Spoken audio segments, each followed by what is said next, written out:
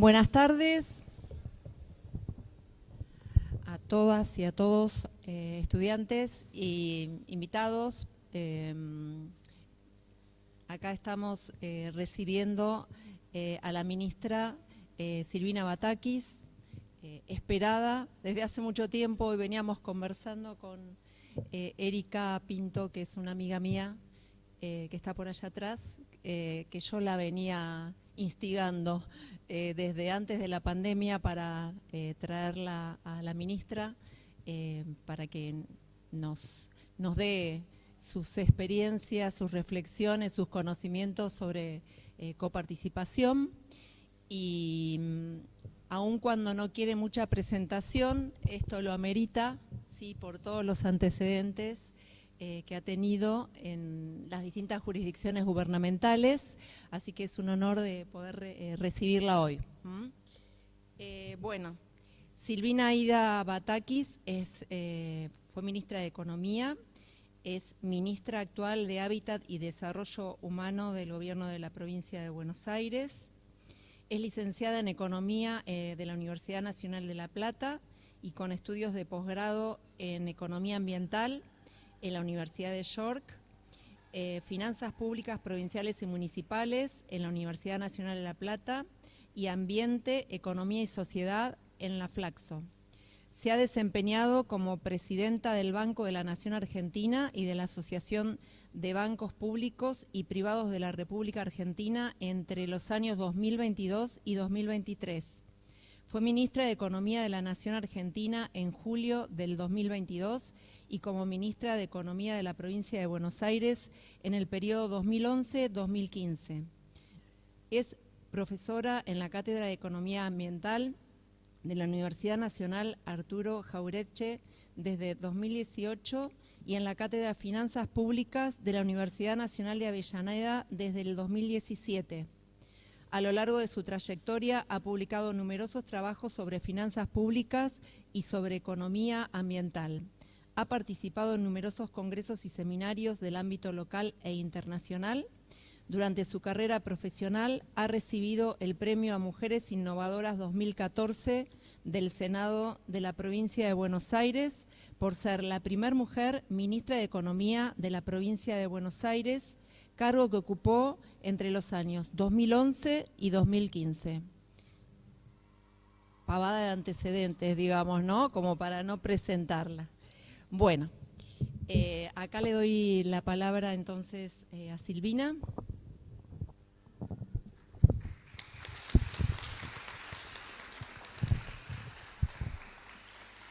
Bueno, buenas tardes a todos y a todas, muchas gracias. Primero felicitarlos, qué lindo salón, no conocía, divino, la verdad que es un lujo poder contar con una instalación en la que puedan recibir a distintas personas, distintas clases, así que felicitarlos por eso, está muy bueno. Bueno, hoy me pidieron que hablemos un poquitito de federalismo, sé que muchos de ustedes después les exigen un trabajo, así que bueno, esperemos que les sea útil lo que les voy a contar.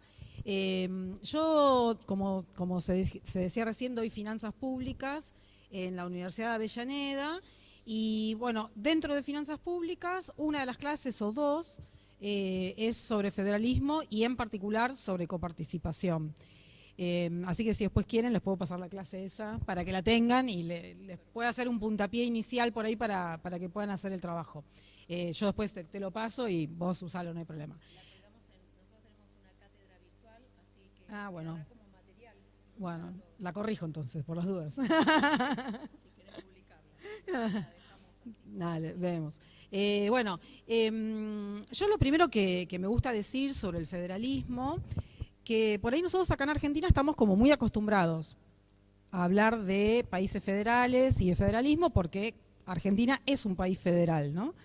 Pero cuando uno se pone a estudiar en profundidad alrededor del planeta, lo que uno encuentra es que en realidad de los aproximadamente 200 países federales que hay, de 200 países que hay en el mundo, solamente una veintena son países federales, ¿sí? Y cuando uno empieza a indagar respecto de qué quiere decir federalismo, cómo se define federalismo, La verdad que no hay una definición tan clara, ¿no? Los desarrollos teóricos empezaron por allá por 1947 con un autor que se llama Kenneth Wereas, que es un australiano. Australia también es un país federal. Y el libro se titula ¿Qué es el federalismo?, ¿no? Y empieza a estudiar la Constitución de Estados Unidos, porque uno asume, por supuesto, que Estados Unidos es federal. Entonces dice, bueno, ¿qué es el federalismo? Piensen que estas preguntas se las hace en 1947 y empieza a establecer 2, 3 principios que tienen que ver con esto de poder identificar países federales. Y lo que pasa, por ejemplo, con Estados Unidos es que todos entendemos que es un país federal, pero la Constitución de Estados Unidos no menciona para nada la palabra ni federal, ni federación, no se menciona directamente. Y uno de estos principios de los que habla este autor es básicamente una constitución federal. Y la Constitución de Estados Unidos no hace mención al federalismo. En Argentina, por el contrario, la Constitución de 1853 y la Constitución de 1860 y la anterior ya mencionaban en su artículo 1 que Argentina es un país federal, ¿no? En algún momento se habla de confederación y después se empieza a hablar de que Argentina es un país federal. Pero bueno, de derecho yo no les voy a hablar, además nunca me acuerdo los números de las leyes, los artículos, los incisos y todo eso. Pero bueno, Argentina sí es un país que en su Constitución menciona el término federal. Ahora, en general, la teoría del federalismo no ha encontrado una definición clara de qué quiere decir federalismo. Es muy difícil construir una teoría del federalismo. Todos los autores lo que sí encuentran como un término en común, que es que el federalismo viene de un vocablo latín que es foedus, que foedus quiere decir acuerdo, alianza, como concordar ciertas cosas. Entonces, a partir de ese término, lo que uno entiende es que efectivamente es una alianza de unidades constituyentes que tienen cierto grado de independencia que deciden coordinar algunas tareas, ¿no? Y en eso ha estado transitando la construcción de la teoría del federalismo desde aquellos años, ¿no? Desde 1947 para acá hay muchos autores, muchos de los autores son de Alemania, ahí hay un recibido seguro, ¿no? Está muy bien. Muchos autores son de Alemania, hay algunos australianos como este profesor, pero hay mucho construido en teoría de federalismo dentro de Alemania. Y en general la teoría del federalismo, si bien podemos hablar de estos principios a los que hace mención este autor que les decía, este australiano, la realidad es que se fue construyendo sobre un trabajo comparativo de los países federales. Y en ese trabajo comparativo de los países federales, la verdad que también es muy difícil encontrar países que tengan características iguales. Algunas son similares, pero ninguna son iguales. Por ejemplo, esta diferencia que yo les decía entre la Constitución argentina y la Constitución de Estados Unidos. Sí se entiende esto, ¿no? Que son alianzas o acuerdos entre estados independientes que tienen cierto grado de autonomía relativa. Kenneth y una autora alemana, Ana, pero no recuerdo el apellido, hablan de soberanía relativa. Y eso también es interesante porque, bueno, ustedes saben más que yo de esto, la soberanía relativa de estos estados independientes, las provincias, como le decimos nosotros acá en Argentina, tienen que ver en alguna medida con este relativismo de poder hacer tratados internacionales. Entonces, mucha parte de esa soberanía a la que hace mención uno de los principios de la teoría del federalismo es esa soberanía relativa o la autonomía relativa. Pero se hace mucho hincapié en la palabra soberanía. En general, las visiones que van construyendo la teoría del federalismo tienen que ver con el derecho, por supuesto, con la historia y con la economía. Y la economía es una de las fuentes de gran confusión para el federalismo. ¿Por qué? Porque quizás desde el derecho sea más fácil entender que si bien no hay una constitución nacional, hay leyes nacionales, hay competencias nacionales, hay leyes provinciales, regionales, estaduales, como cada uno de los países llamen al segundo nivel de gobierno, y hay un tercer nivel de gobierno que tiene otro tipo de competencias. En el federalismo, según la visión de la economía, nosotros primero que le decimos federalismo fiscal, ¿no? Para nosotros no importa si el país es federal desde la forma de gobierno, y para nosotros igual hablamos de federalismo fiscal. Chile claramente es un país unitario, Francia es un país unitario, y nosotros los economistas igual hablamos del federalismo fiscal de Chile, de Colombia, de Francia, de España. Le pongo signo de pregunta, pero bueno, es una monarquía unitaria, pero digo, le pongo signo de preguntas. Entonces, los economistas hemos contribuido mucho a esa falta de definición del federalismo, porque cuando hablamos de federalismo fiscal, los economistas hablamos de las relaciones fiscales entre órganos de gobierno. Entonces, si nosotros tenemos una ciudad-estado como puede ser Mónaco, nosotros también hablamos de federalismo fiscal. ¿Por qué? Porque el Estado de Mónaco, que es una rareza, ¿no? Porque vieron que el poder de Francia o la familia Grimaldi es la que está designada para hacer la gestión, la gobernación, lo que fue la gobernanza. Pero bueno, en ese caso también hay especies de comunas como tiene la Ciudad Autónoma de Buenos Aires. Entonces nosotros hablamos de federalismo fiscal porque queremos entender cuáles son las relaciones fiscales entre los distintos niveles de gobierno. Y no nos detenemos tanto en pensar en el término legal del federalismo. Entonces es muy difícil construir esa teoría del federalismo. Yo después, si quieren, les paso el autor de 1947, que él se pregunta qué es el federalismo, y empieza el libro diciendo esto, que es muy difícil encontrar una definición de federalismo. Y esta autora alemana que también les mencionaba, el paper que yo estuve mirando por estos días es de hace 3, 4 años y empieza preguntándose lo mismo, ¿qué es el federalismo? Y nadie encuentra qué es el federalismo, ¿no? Pero bueno, en definitiva, también nosotros decimos que son una veintena de países los que son federales, y esta construcción de países federales tienen como distinto anclaje y distinta historia. La India es un país federal. Territorialmente es uno de los países más grandes del mundo. Argentina es el 7º país del mundo en materia territorial, pero China, también Rusia, ¿no? Bueno, son países enormes, y China es un país unitario. Entonces, el tema del territorio no es que es una característica de una coordinación entre estados que amerite decir que son países federales. Sí tienen, como les decía antes, federalismo fiscal, pero no son países federales. Y hay un país que es uno de los más chicos del mundo, la Micronesia, que es un país federal. Tiene 2 estados, pero es un país federal. Suiza, por ejemplo, también es un país federal, tiene 23 cantones.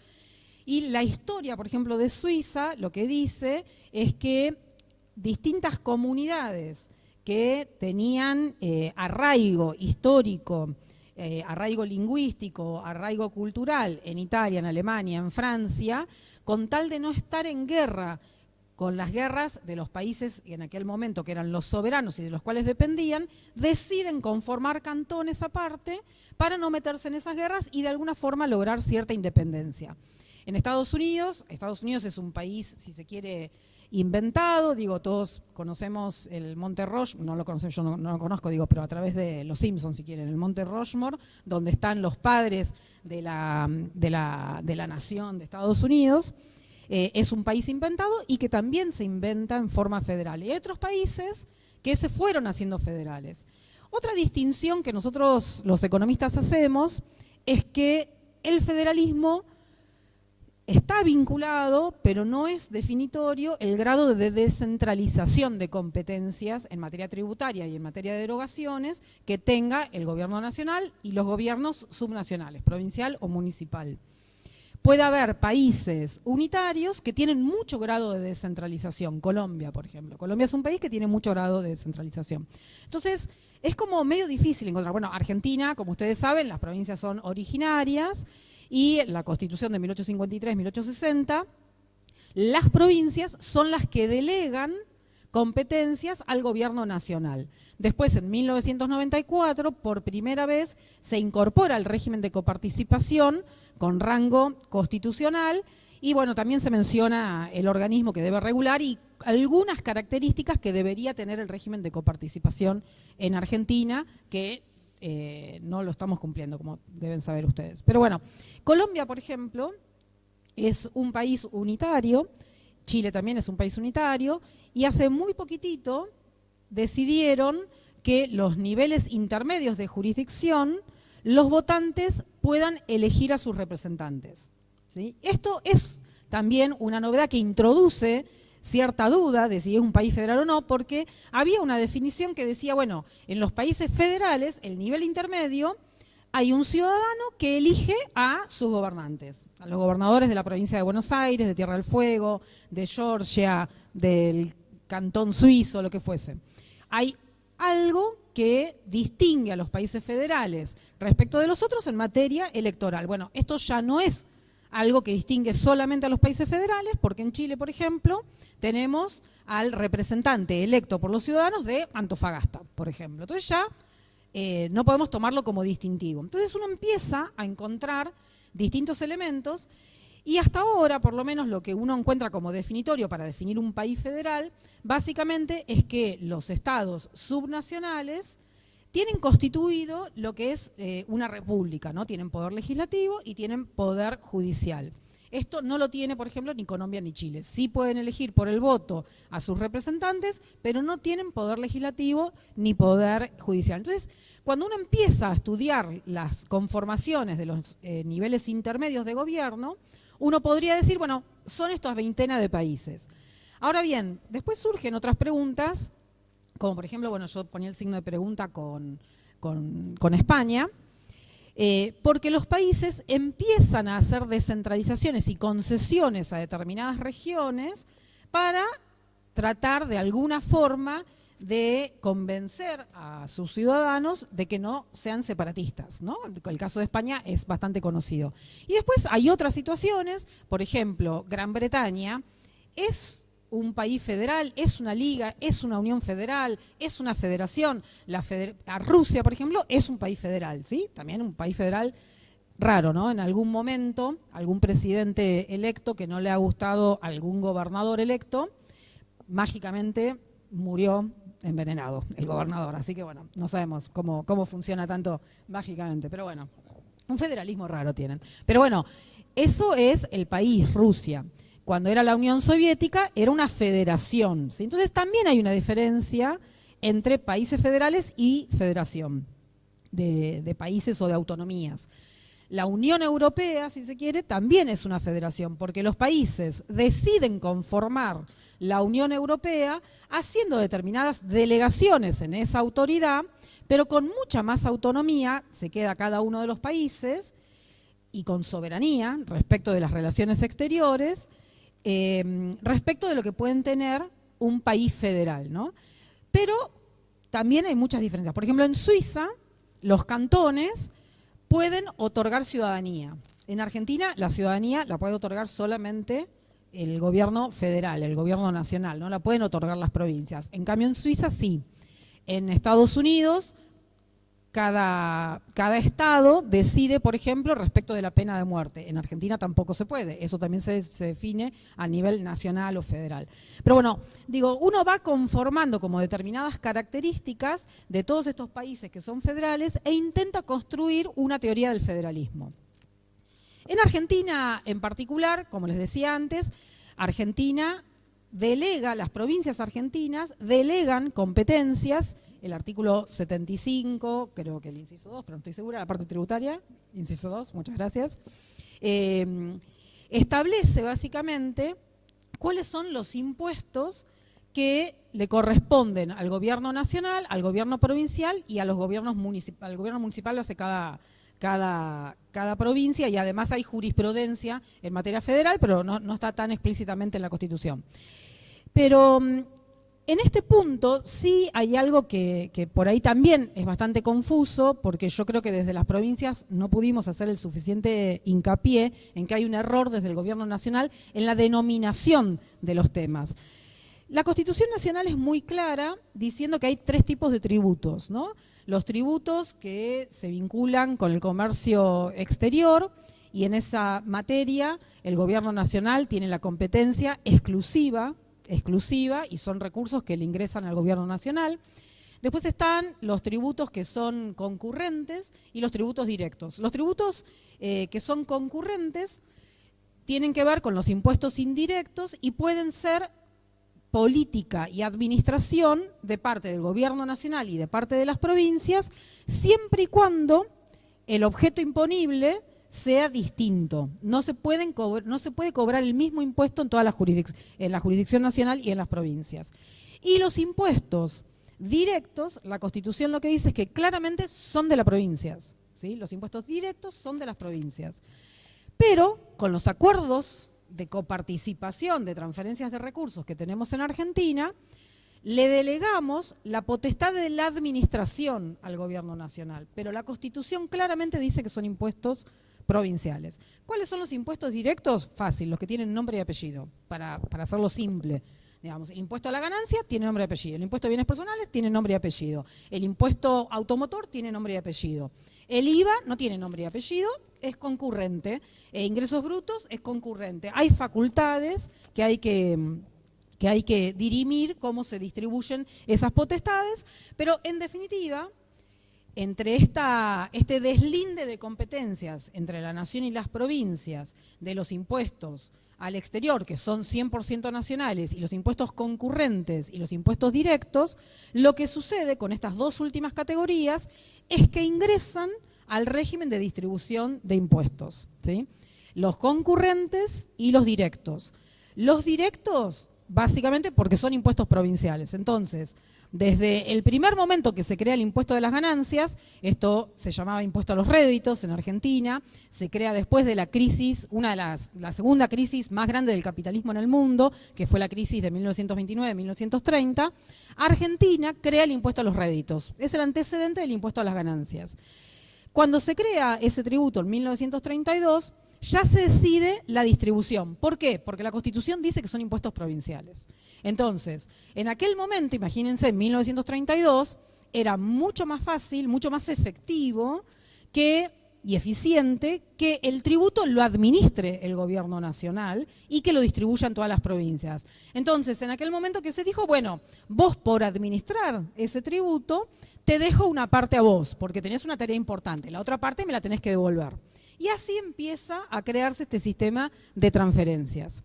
Ahora, después de 1932, en 1935 surge esta ley de reparto y después se unifica de alguna forma cada uno de esos tributos que tenían su propio régimen de transferencias en una ley específica de coparticipar, crear una masa de coparticipación y poder distribuir esa masa de coparticipación de distintas formas. Actualmente llegamos a la 23.548, que es el régimen vigente, es una ley que es de muy fácil lectura, tiene muy poquitos artículos, pero bueno, uno de los artículos transitorios lo que dice es que iba a tener vigencia desde el 1 de enero de 1988 hasta el 31 de diciembre de 1989. Y, por supuesto, se preveía que en caso de que no tuviésemos un nuevo régimen, se prorrogaba automáticamente. Esto es lo que viene pasando desde 1989. Se prorroga automáticamente el régimen de coparticipación actual. Este régimen de coparticipación sufrió muchísimas modificaciones e incluso es atravesado por la reforma constitucional de 1994, ¿no? En donde la Constitución de 1994, entre otras cosas, exige que la forma de devolución de esos recursos a las provincias tenga que ver con un grado equivalente de desarrollo. Esto nos introduce en los criterios de distribución de los regímenes de coparticipación. Nosotros lo que encontramos es que hay al menos 3 criterios y en cada uno de los criterios hay distintos indicadores, ¿sí?, que uno podría utilizar. Tenemos el criterio devolutivo, el criterio igualitario y el criterio progresivo o solidario, como lo establece la Constitución Nacional. El criterio devolutivo o el igualitario son también como bastante simples. Uno puede ensayar distintos indicadores, pero es bastante simple. El criterio devolutivo es, bueno, de todos los recursos que conforman la masa nacional, que es el artículo 1 de la ley vigente, ¿en dónde se generaron? Y, por ejemplo, bueno, uno va a la AFIP, en las distintas oficinas de AFIP de la provincia, o suma todo lo que se recaudó en la provincia de Buenos Aires, y se establece que todo eso se le devuelve en esa proporción. Por ejemplo, si la provincia de Buenos Aires aporta un 40% a la masa de coparticipación, que del total distribuido a las provincias reciba el 40% de coparticipación, por ejemplo. Eso sería el criterio devolutivo. No quiero hacer acá juicios de valor para nada, pero bueno, la ex gobernadora María Eugenia Vidal proponía eso para la provincia de Buenos Aires y llega a la Corte con una demanda al gobierno nacional proponiendo que se utilice un criterio devolutivo de coparticipación. El criterio igualitario puede tener muchos más indicadores, pero básicamente es un criterio también que se utiliza mucho en el federalismo de Canadá, otro país federal, que es establecer un mínimo de recursos, por ejemplo, por habitante. Eso lo utilizan en Canadá. Pero pueden ser otros indicadores, ¿eh? No tiene por qué ser los habitantes, es lo más común, pero pueden ser otros criterios. Otros indicadores dentro del criterio que tiene que ver con el igualitario. Por ejemplo, podría ser no solamente población, sino que podría ser cantidad de pobreza. Entonces uno empieza también a decir, bueno, ¿y pobreza cada cuánto se mide en Argentina? ¿Con qué indicadores se mide? Y uno empieza a trabajar distintos indicadores. Población. Y bueno, se trabaja nada más en los censos y después hay proyecciones que hace el INDEC para ver en cada uno de los años cuánta es la población que tendría cada provincia. Por supuesto, cuando uno después ve y hace las comparaciones de las proyecciones anuales que hace el INDEC intercensalmente en las provincias, en general, en el total, hasta ahora ha tenido una visión de tasas de crecimiento más alta, el INDEC, de la que efectivamente termina sucediendo, pero es muy difícil incorporar la dinámica demográfica de cada una de las provincias, porque tiene que ver también con cuestiones productivas. Por ejemplo, vaca muerta, ¿no? Todo el boom de lo que es vaca muerta es muy difícil que demográficamente se pueda incorporar en las proyecciones. Pero bueno, volviendo al criterio igualitario, lo más común es establecer por población, por pobreza, por inversa de la capacidad tributaria, digo, como que son todos criterios que tienen que ver con criterios de igualdad. En Canadá, les decía, ellos tienen una fórmula que se llama de ecualización, que nosotros es como el modelo que más se estudia en Argentina, pero hay un punto que es muy difícil que lo podamos cumplir en Argentina, políticamente me refiero. Ellos lo que dicen es, bueno, el promedio de recursos que necesita cada estado de la masa de coparticipación que se junta para poder cubrir todos los servicios que tiene que dar el gobierno provincial es X. Entonces se establece como una línea entre cuánto aporta cada una de las provincias, y las provincias que están por debajo de ese promedio son las provincias que reciben de parte del sistema, del régimen. ¿Cuál es la dificultad que nosotros no podríamos cumplirlo? Las provincias que son aportantes netas, o sea que tienen más recursos de lo que se establece como el promedio necesario para cubrir los servicios, tienen la potestad de hacer auditorías a fin de año a las otras provincias para saber si lo utilizaron en lo que lo tienen que utilizar. Y esto tiene como mucho dinamismo, ¿no? Todos los años va cambiando. Nosotros en Argentina, nuestro régimen vigente es inflexible, ¿no? No tiene criterios por los cuales uno puede decir, bueno, vamos incorporando distintas variables. Y después viene el criterio progresivo o solidario, como exige nuestra Constitución Nacional, que tiene que ver con esto, con el grado de desarrollo que tiene cada una de las provincias y cómo los recursos de coparticipación podrían abonar a que cada provincia tenga grados equivalentes de desarrollo. Y ahí empiezan graves problemas.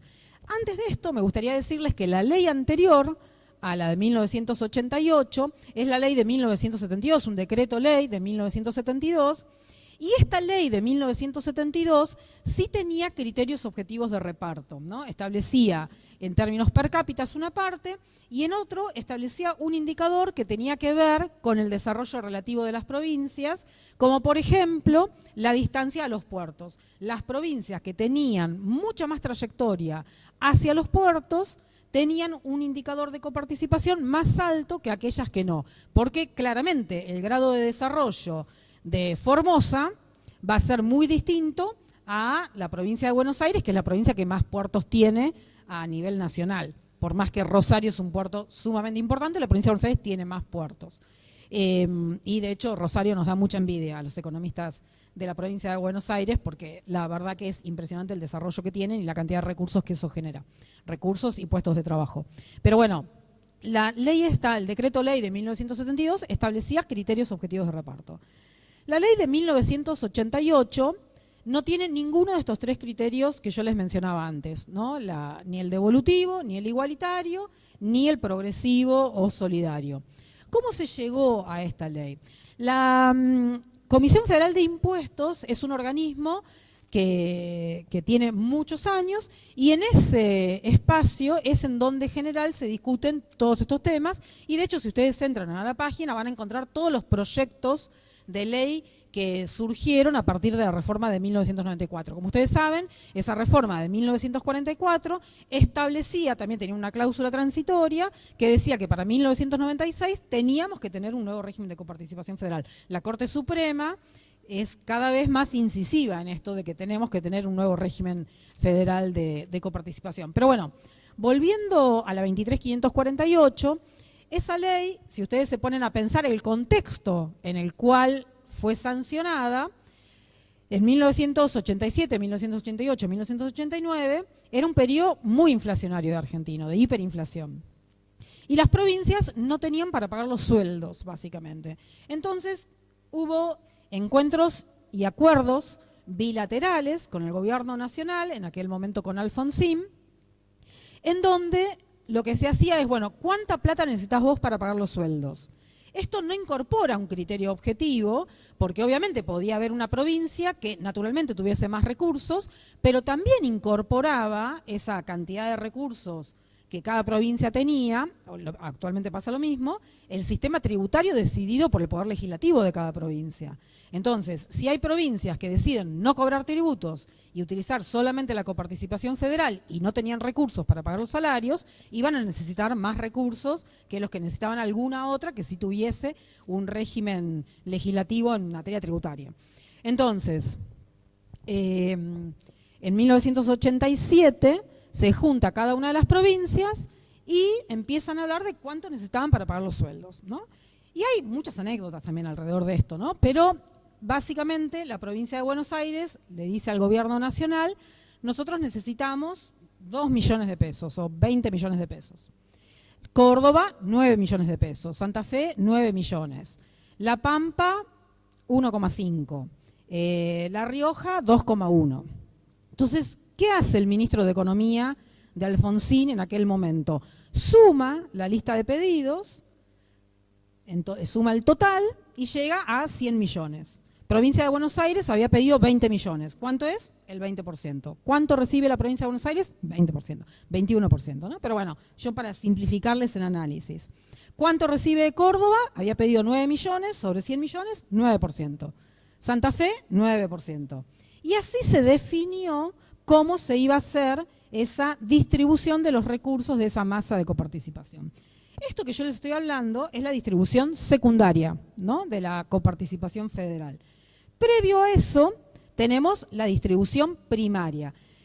Yo les decía, el artículo 1 de la Ley de Coparticipación Federal establece cómo se conforma la masa de recursos, qué tributos van a conformar toda esa bolsa gigante de recursos que se va a distribuir entre las provincias y el gobierno nacional. La primera distribución es la primaria, ¿no? Cuánto se queda el gobierno nacional y cuánto se quedan las provincias. Eso en general ha ido variando porque ha habido muchas modificaciones en cada uno de los tributos, pero en general es 50% nación, 50% provincias. En algún momento las provincias estuvieron con un poquitito más de participación, en otros momentos el gobierno nacional. Pero para simplificar, hagamos este ejercicio de suponer que es aproximadamente 50-50. ¿Por qué digo esto?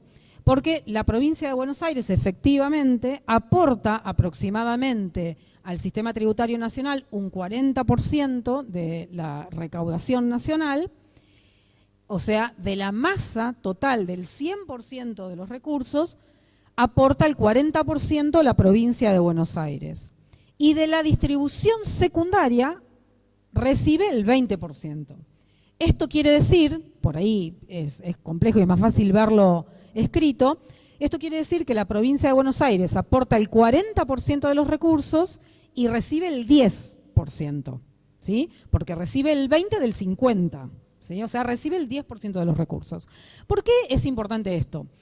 Porque si bien nuestra Constitución dice que Argentina es un país federal, no es una federación de autonomías, y por otra parte dice que tenemos que tener en cuenta el grado equivalente de desarrollo, entendemos, con el primer concepto de que Argentina no es una federación de autonomías con soberanías relativas, sino que es un país federal, entendemos, por supuesto, que las provincias con un grado de desarrollo mayor o con mayor capacidad tributaria tienen que ser aportantes netos. ¿Cómo pasa en Canadá con Ontario, con Alberta, lo que fuese, ¿no? Quebec? Tienen que ser aportantes netos. Siempre hay provincias que son aportantes netos al sistema. Y eso implica también ser un país federal que incorpora el criterio de solidaridad para regiones que son totalmente distintas. Es muy difícil comparar la zona núcleo de la provincia de Buenos Aires con el desierto en Santa Cruz, ¿no? Digo, hoy tenemos una plataforma petrolera que le puede dar muchos recursos a Santa Cruz, pero básicamente el 80% o el 70% de su territorio es un desierto, ¿sí?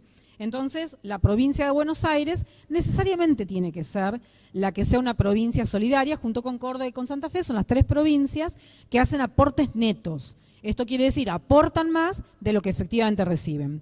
El problema en este punto es cuán grande es esa diferencia. Y la verdad que parece medio mayúscula la diferencia, ¿no? Entre aportar 40 y recibir 10%, la verdad que complica mucho a la provincia de Buenos Aires. Y después hay otro tema que tiene que ver con los indicadores sociales de cada una de las provincias, que básicamente la provincia de Buenos Aires es una de las provincias que se cree que tiene que aportar mucho en esto de ser solidarias al resto de las provincias, pero efectivamente tiene indicadores sociales peores que muchas otras provincias que reciben mucho más recursos. La provincia que en términos per cápita más recursos recibe es la provincia de Tierra del Fuego.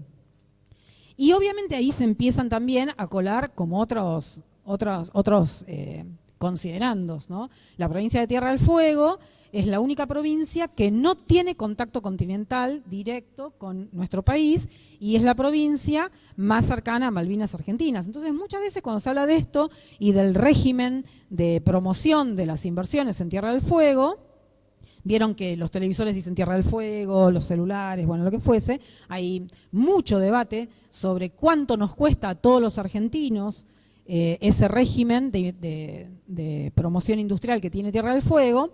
Y bueno, y entra en consideración, bueno, pero vos necesitás, como se decía antes, poblar la Patagonia, poblar Tierra del Fuego, porque tiene que ver con una cuestión de soberanía, ¿sí? Entonces, ¿cuánto cuesta la soberanía? Bueno, no lo sé, ¿no? ¿Y por qué introduzco este tema? Porque cuando uno habla de sistemas solidarios de reparto, es muy difícil hacer consideraciones netamente numéricas. Entran a jugar otras consideraciones que tienen que ver con estos elementos, por ejemplo. En el año 2004 fue la última vez que se debatió un nuevo régimen de coparticipación, tal cual lo exige la Constitución Nacional. Nos juntábamos todas las provincias en la casa de la provincia de Salta, en la ciudad de Buenos Aires, y después de un año de mucho trabajo, las 22 provincias se pusieron de acuerdo en que debían tener un régimen de coparticipación nuevo y estaba definido. ¿Por qué digo 22 jurisdicciones? Actualmente nosotros tenemos 24 jurisdicciones en el régimen de coparticipación. Cuando se crea la ley de coparticipación había territorios nacionales todavía, Tierra del Fuego era territorio nacional, la Ciudad Autónoma de Buenos Aires era territorio nacional. La ley de coparticipación en su artículo 8, inteligentemente, lo que dice y prevé es qué pasa si esos territorios nacionales se provincializan.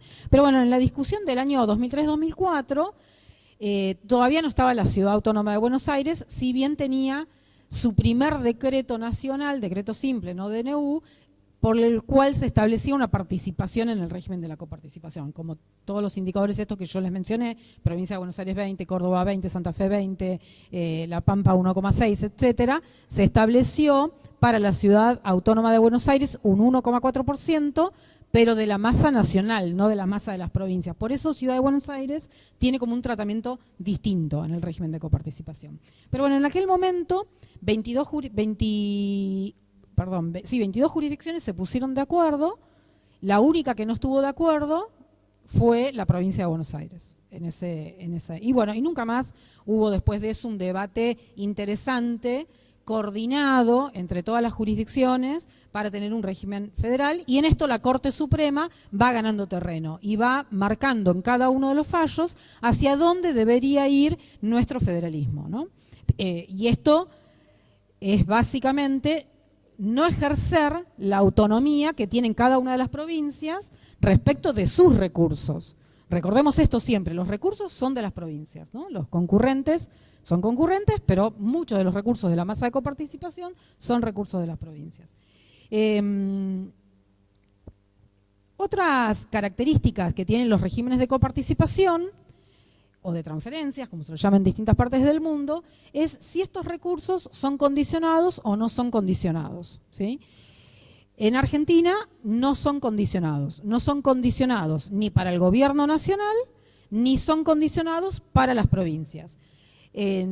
Cuando se decide hacer el fondo solidario de reparto que venía del régimen de retenciones de los impuestos externos a la soja, en ese momento era una potestad absoluta del gobierno nacional de poder hacerlo, no necesitaba la opinión de las provincias porque eran recursos exclusivos y excluyentes del gobierno nacional, pero el gobierno nacional en aquel momento decide distribuir esos recursos, luego de la pelea que tuvimos por la 125, decide distribuir esos recursos y trae un antecedente de distribuir los recursos en forma condicionada. Es decir, se establecía una distribución entre todas las jurisdicciones, pero tenían que ir para infraestructura. Y todos los ministros de Economía teníamos que dar cuenta de eso. A fin de año teníamos que mandar mucha información explicando cómo habíamos utilizado esos recursos en materia de infraestructura. Entonces, ahí hay un antecedente de un sistema de transferencia de un recurso excluyente y exclusivo del gobierno nacional que es condicionado. Los recursos del régimen de coparticipación vigente no son condicionados y la Constitución Nacional no exige nada tampoco en ese sentido, ¿no? Entonces, esos recursos del régimen de coparticipación gotean en forma diaria y automática, 50% al gobierno nacional, 50% al conjunto de las provincias y no son condicionadas, ¿sí? O sea, el gobierno nacional los puede utilizar como quiera, las provincias lo pueden utilizar como quieran. Entran a lo que nosotros decimos rentas generales, ¿no? Y después cada ley de presupuesto utiliza esos recursos como utiliza otros recursos. En Canadá, por ejemplo, es condicionado, ¿no? Por eso cada una de las provincias que son aportantes netas al sistema puede fiscalizar qué hizo el otro estado con esos recursos, para entender si esa provincia está aumentando sus capacidades. Cada provincia o cada estado en Canadá tiene que aumentar sus capacidades. Entonces, las otras provincias pueden hacer auditoría. Imagínense tratando de hacer eso acá en Argentina, ¿no? Entre los gobernadores, auditando al resto. La verdad que sería imposible. Pero bueno, esos recursos entonces no son condicionados. Cuando ustedes entran, vieron, ponen 23548, van a encontrar texto original, texto actualizado y dos elementos más que ustedes lo conocen que tienen que ver con esta ley modifica a una ley y esta ley es modificada por. Cuando ustedes ponen esta ley es modificada por, al día siguiente ya estaba modificada la ley de coparticipación, ¿no? Y tiene muchísimas modificaciones. Estas modificaciones, muchas tuvieron que ver con asignaciones específicas que hacía el Congreso de la Nación de algún impuesto.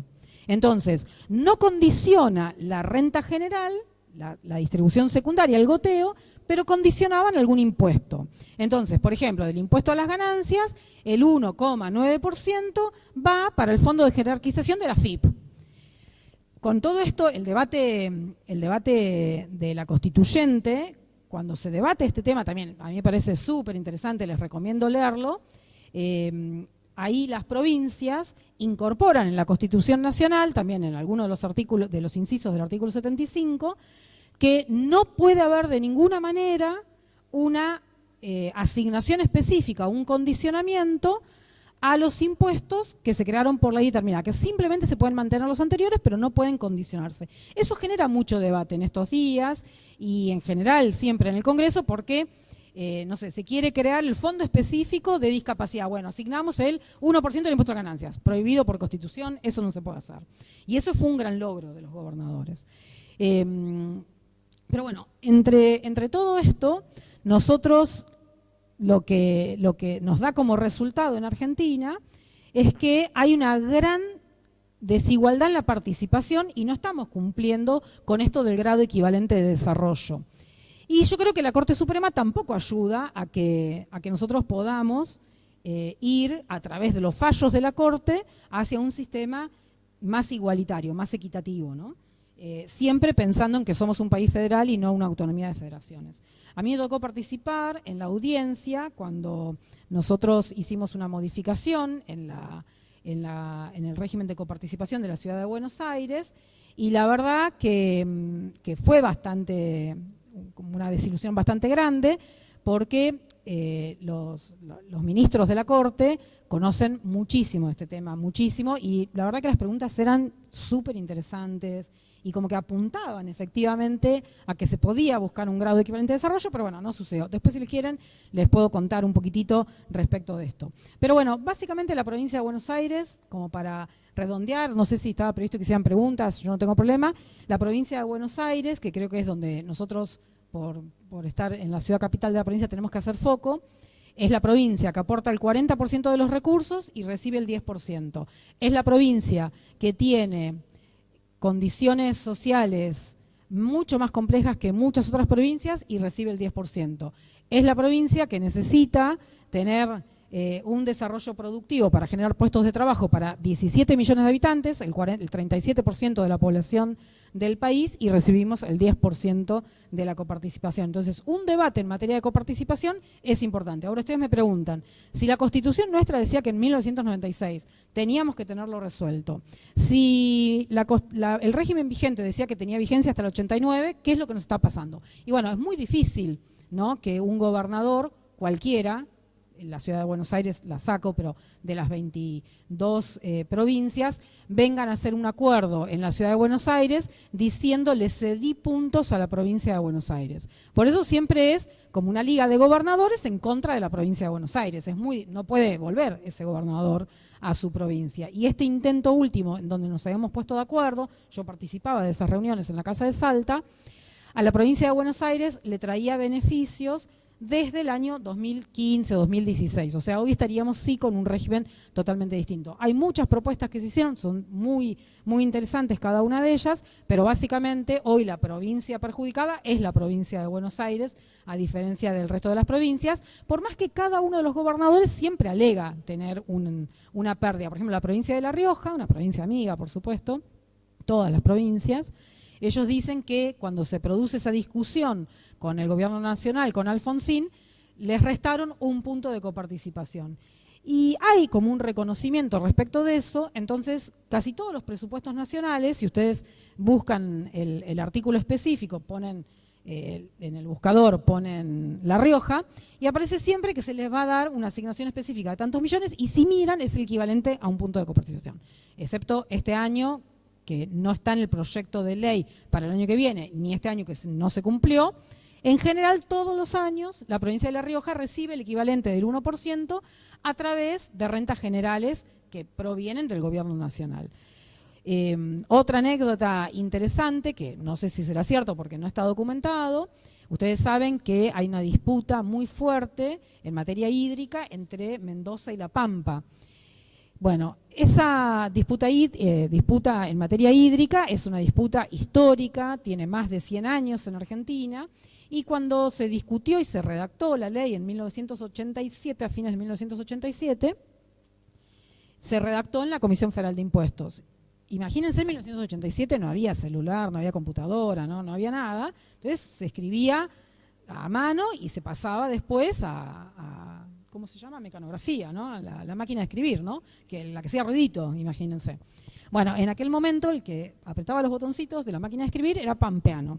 Y lo que dicen es que le sacó 0,6 puntos a Mendoza y se lo atribuyeron a La Pampa. La Pampa es otra de las provincias que en términos per cápita recibe muchísimo más recursos. Pero básicamente, y en serio, como ustedes lo tenían previsto, pero si quieren podemos tener preguntas, básicamente hay una discriminación muy fuerte hacia la provincia de Buenos Aires y creo que es un elemento que nosotros tenemos que tener en cuenta, estudiarlo mucho para hacer propuestas en materia de coparticipación, pero que incluyan la cuestión política, porque si no, no va a poder resolverse. Esto por ahí más ustedes los abogados lo entienden, pero hay muchas hipótesis y tesis nuevas respecto de que una ley, por más que sea una ley convenio, no puede tener más exigencias que las exigencias que tiene la reforma constitucional. Entonces, han aparecido últimamente estas tesis, hipótesis, de que no puede haber una mayoría tan agravada, ¿no? Ustedes saben que la ley convenio se aprueba por el Congreso de la Nación, tiene su origen en la Cámara de Senado, se aprueba en el Congreso de la Nación, después se aprueba en cada una de las legislaturas. O sea, es una exigencia mucho más agravada que las reformas constitucionales. Entonces, han surgido hace unos años esta tesis de que en realidad no se necesita el 100% de las provincias para poder llegar a una ley. Y en esto están dando vuelta algunos, pero bueno, es muy difícil de llegar a un acuerdo, básicamente por esto que yo les decía, por la cuestión más política, ¿no? Por eso a mí me parece interesante este ensayo que hubo en el año 2004, pero bueno, Solá en aquel momento no quiso esperar tantos años. Y la verdad que son temas que sí ameritan un pensamiento más estructural, más de mediano y largo plazo. No es algo que vaya a dirimirse, ni a resolverse, ni a lograr consenso, como la palabra foedus, en muy corto plazo. Así que bueno, nada más. Muchísimas gracias.